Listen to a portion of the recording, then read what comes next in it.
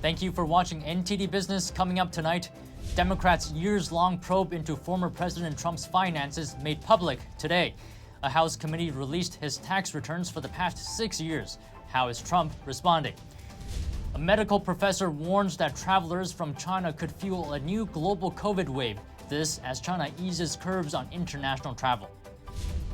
And to start off the new year, states all over the country are cutting taxes. Many of them want to lower taxes even more in the future, some down to zero. That and much more coming up on NTD Business. Great to have you with us. Don Ma here. Ending several years of court challenges, former President Trump's tax returns are now public. House Democrats released them today, saying it's their duty to provide a check on the executive branch. Others say it's a violation of privacy and a dangerous new political weapon. NTD's Melina Weisskopf has details. 2 years after leaving the White House and just a few months into his new run for office, Trump's tax returns are now open for public scrutiny. The Democrat-led House Ways and Means Committee released the past 6 years of Trump's tax returns, revealing that for 4 of those 6 years, Trump reported income losses. In 2020, the former president reported a loss of $4.7 million and paid zero in federal taxes. But in 2018 and 2019, he and Melania paid about $1.1 million in net federal income taxes.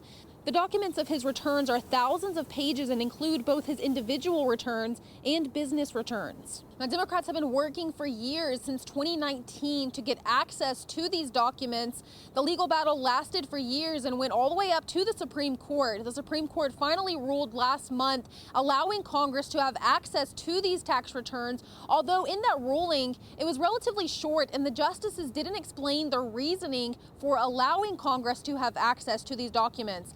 Trump, in his reaction today, criticized both the court's decision and House Democrats, warning that now that this has happened, it's a, quote, two-way street. And the House did try to take some concrete action with this, although it was mainly symbolic.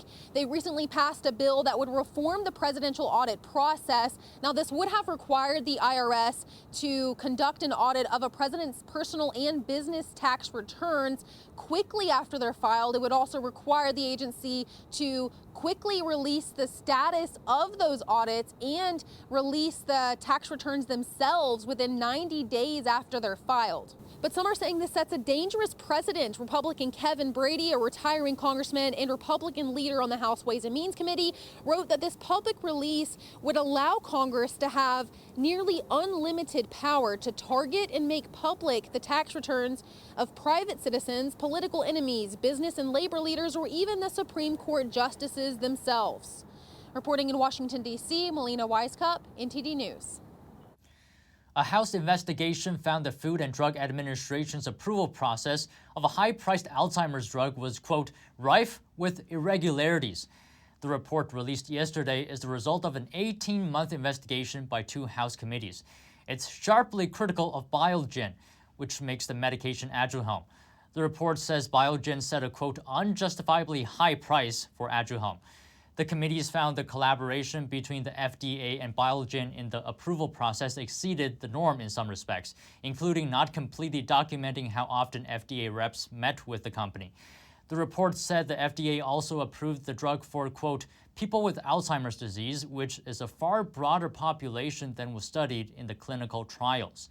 The FDA says it's reviewing the findings and recommendations and says its own review found the interactions with Biogen were appropriate. It said it's already started implementing changes in line with the committee's recommendations. And a health expert and former U.S. Army microbiologist warns the possibility of travelers from China spreading a new wave of COVID to the global community as China opens international travel amid a COVID surge. NTD's Colin Fredrickson has details. China is resuming outbound travel for its citizens, this amid a massive surge of COVID cases inside the country. Health expert and former U.S. Army microbiologist Sean Lin says that the Chinese regime's lifting of international travel restrictions in the midst of a massive COVID wave is extremely irresponsible. Many people will carry the pathogens to different countries, and the different countries definitely need to prepare if more transmissible variant emerged from China and then got spread widely in other countries. According to a health official, almost half of the 212 passengers who arrived in Italy's Milan airport from China on Monday tested positive for COVID. This resumption of Chinese outbound travel is raising concern among some countries. Japanese government has been doing is to testing the passengers from China as well, putting people in 7 days quarantine if they tested positive for COVID. I think this is essential, and I probably hope that more countries will doing it, especially some of the neighboring countries. Data from travel sites show that Chinese residents are rushing to book overseas trips. One site showing that the number of searches for visas to go abroad increased by a factor of 10, and the search volume for international air tickets soared by 850%. Japan, Thailand, South Korea, the United States, Singapore, Malaysia, Australia, and the UK were among the most searched destinations. Colin Fredrickson, NTD News. Today, South Korea and Spain joined a growing list of countries to impose mandatory COVID tests for travelers coming from China. President Biden signed the Omnibus funding bill yesterday. The massive $1.7 trillion legislation invests in medical research, disaster recovery, veterans' health care, and provides military assistance to Ukraine. The spending bill also keeps the federal government operating through the end of the fiscal year in September. House Republican leader Kevin McCarthy blasted the package. He said it costs too much and does little to protect the U.S.-Mexico border. But House Speaker Nancy Pelosi supported the plan. She said it would keep the government from shutting down and meet the needs of the American people. Some House Republicans tried to convince their Senate colleagues to oppose the bill to gain more time. That's because the GOP will take control of the House after the new year. Then Republicans will have more bargaining power. Starting January 1st, states all over the country are implementing tax changes. The vast majority of them are tax cuts. And these 11 states are cutting their income tax rates: Arizona, Idaho, Indiana, Iowa, Kentucky, Missouri, Mississippi, Nebraska, New Hampshire, New York, and North Carolina. There's a trend toward wanting lower and lower tax rates. And aside from these cuts, many states have rules that would lower the rates even more in the future. Some states want eventually to get rid of their income and or corporate taxes altogether. Meanwhile, 4 states, Arkansas, Nebraska, New Hampshire, and Pennsylvania, are lowering the corporate tax rates.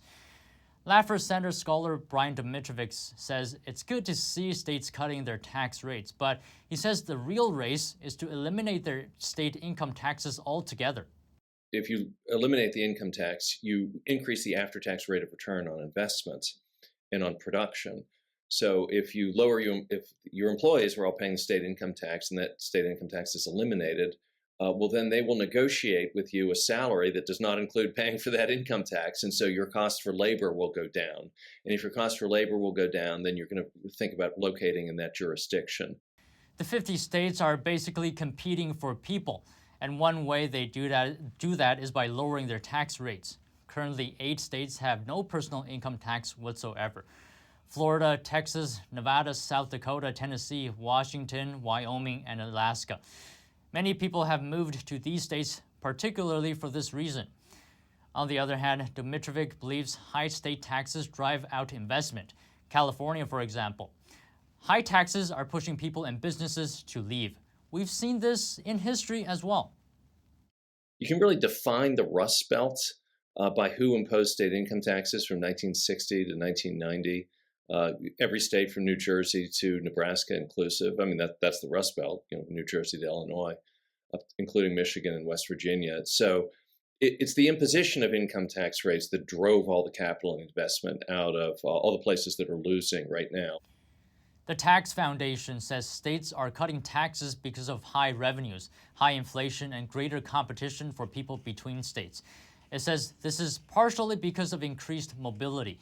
Many people found out during the COVID lockdowns that they could do all their work at home, so they're more able to work wherever they want and in any state they want. The CEO of Tardrus Capital and former consultant at JP Morgan points out that whenever one state wins a little, that means another state lost a little. And it's a zero-sum game, so if one state benefits, if one state is adapting to new changes properly and another state isn't, then the adapting state will likely benefit while the other state will certainly lose people. For example, all the people investing in Florida right now, they could have been investing in California or New York if they hadn't moved. So Florida's gain is New York and California's loss. But the new year isn't just about tax cuts, it's also about increases. 7 states, including New York, will raise their gas taxes. The others are Connecticut, Florida, Illinois, Michigan, New York, North Carolina, and Utah. Also happening in the new year, senior citizens and other Social Security recipients will start getting a larger monthly benefit. The 8.7% annual cost of living adjustment is aimed at helping them cope with high inflation. It's the largest increase in more than 40 years. It will boost retirees' monthly payments by more than $140 to an average of roughly $1,827 for 2023. About 70 million people will get the increase, which follows a 5.9% adjustment for 2022. And as the year comes to a close, we checked in again with one Chicago food bank that we talked to earlier this year to see how they're doing now. Steve Wiley, the manager there, told us inflation remains the biggest challenge, but they are committed to keep it going. The pantry is one of only 3 food banks in Chicago that opens 5 days a week, according to Wiley, and serves about 2,000 people a month. Thanks for joining me, Steve. So first of all, I'd like to give a thank you at everyone there at Pilsen Food Pantry for all the help you've provided to your community. But what I'd like to know is, how has this holiday season compared to before, with all the talk of a weakening economy? Well, it's been pretty obvious on our end. What we're seeing is inflation really having a profound effect on our ability to get food that we can distribute. So what that means is that we have partners that we use that donate food to us, like major partners such as the Chicago Greater Food Depository and the USDA, as well as smaller donors. And their purchasing power is not as great as it used to be because the items just simply cost more money. They can't buy more. And so our distribution goes down. Now, at the same time, because of the effect that inflation is having on the everyday client that comes here, more clients are coming to the pantry. So it's like a double edge. We can't get enough food, and we're getting more people visiting the pantry. So how do you get by? How do you cope with this? Well, we have some mechanisms we use, like we stagger some of the products that are more popular. Say, if you come to the pantry on Monday, we might not have vegetable oil available, but we will have something like rice or milk or something else that is more expensive. And then once we run out of the vegetable oil, then we put rice on, and we just stagger the very popular items. It also means that you simply don't get as much food on a visit. So whereas before you might have gotten, say, 15, 20 pounds of meat, you might only get 10 pounds this time. Have you ever turned anyone away because you were short on something? We've had to in the past. We make a rule of not doing that. We just have to adjust at the other end. So that's when we might have to stagger more products just to get through the week. And we also pay really close attention to the numbers, so we can try and predict, based on the previous week or month or even year, what sort of clients we're going to have. Tell us how people can support or help what you do. So that's really easy. Things we need are financial contributions, so we can purchase more food, because we actually do purchase food for our clients using donations that we receive. And then also volunteers. We can't do what we do without volunteers. We only have 4 staff members, and we might do 2,000 clients in a month, so we rely heavily on volunteers. I see. So Pilsen Food Pantry has been operating since 2020, I believe. What motivates you guys? What keeps you going? Well, everybody that comes here has a strong commitment to their community. A lot of the people that volunteer here on a regular basis, or our staff members, they've grown up in this community. I've been here for 15 years, and it's one of the best communities in Chicago. And I'm a former chef, so I have a very keen awareness of food waste. And for me, seeing this food that was donated that would potentially go into a landfill, and we're able to repurpose it and feed families in the neighborhood, well, that's a good reason to do it for me. Well, thank you very much. It was very nice talking to you, and hope we can connect again. Thank you. Have a very long. Billionaire investor Warren Buffett broke with his practice of staying out of local politics. He's urging his hometown of Omaha to abandon its planned streetcar project because he says it's too expensive. Buffett doesn't often talk about politics publicly, but he has said before that he's a Democrat and supports capitalism and economic growth. In this case, he's made it clear he's against the $300 million Omaha streetcar project. He said it'd be more efficient to make the existing bus system better. He also wrote a letter to a local newspaper and met with the mayor about it. The mayor said, quote, "I have great admiration for Mr. Buffett, but I respectfully disagree with his position on the streetcar." City officials are moving forward with the project because they believe it will spur development, including attracting a new headquarters for insurance firm Mutual of Omaha. And Volkswagen is recalling nearly 42,000 Beetles in the US and Canada. It's because they have potentially dangerous Takata airbag inflators. The recall covers the vehicle's 2015 and 2016 models. The National Highway Traffic Administration said today that the inflators can explode with too much force and hurl shrapnel. Takata used ammonium nitrate to create a small explosion to inflate airbags in a crash, but the chemical can deteriorate over time when exposed to high temperatures and humidity. Since 2009, the exploding airbags have killed at least 32 people worldwide. They've killed 24 people in the US. Dealers will replace the driver's airbag in the Beetles. Owners will be notified by letter starting mid-February. Although Christmas is over, that doesn't mean people have stopped celebrating the holidays with bright lights and sweet treats. NTD's Phil Zhou goes on a holiday adventure in a small neighborhood that's making a big name for itself across the world. Here's Dyker Heights Lights. That's a giant Santa Claus, just one of the many Christmas decorations we'll be seeing today. We're in Brooklyn, New York, to visit the Dyker Heights Christmas Light Show. Let's check it out.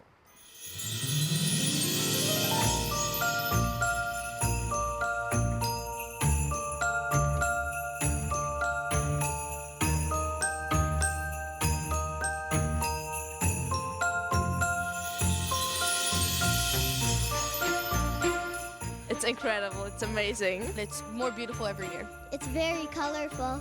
It's really cool, all the lights. I've never seen houses this decorated. We've came here probably ever since I was born. A good tradition. I like it better than Fifth Avenue, actually. I spoke to Fran Vella Marone. She knows all about the neighborhood, serving as the president of the Dyker Heights Civic Association. People don't understand is they think this is put on by some organization or some company or it's some kind of Disney World, but it's not. It's actually an actual community of people that just put up lights because for the purpose of the season. We want to find a safe place to go to an outdoor kind of a festive thing. How do you hear about it? Online, mostly Instagram. Everybody was saying this was a must-see. More houses I feel like are light up. Yeah, it's more decorated.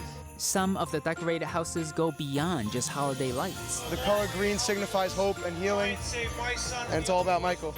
One house is raising money for charity. We've literally raised millions of dollars and funded millions of dollars towards research. This beautiful house that looks like Emerald City in The Wizard of Oz.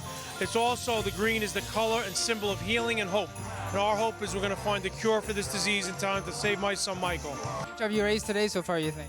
We're doing good. We're still out here, so we'll see, but we're doing really good. Everyone's so generous this time of year.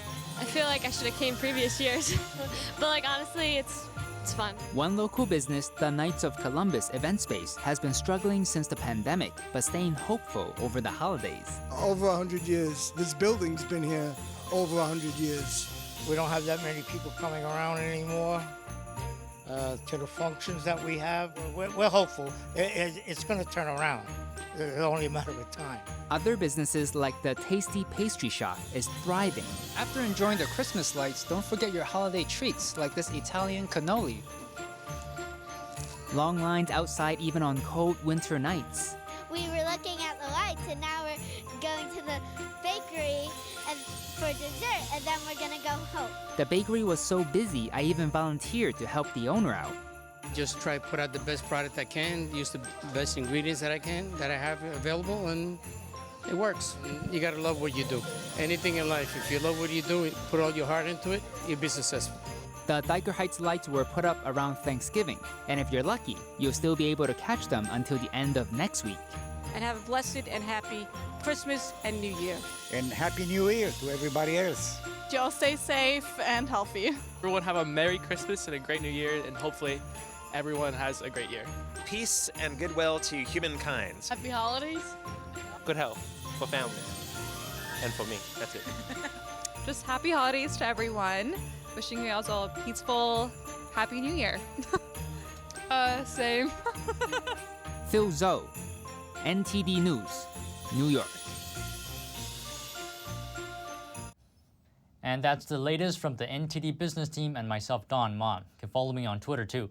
And if you have any news tips or feedback for the show, you can email us at business@ntd.com. That's all for today. Thank you for watching. We wish you a Happy New Year, and we'll see you in 2023.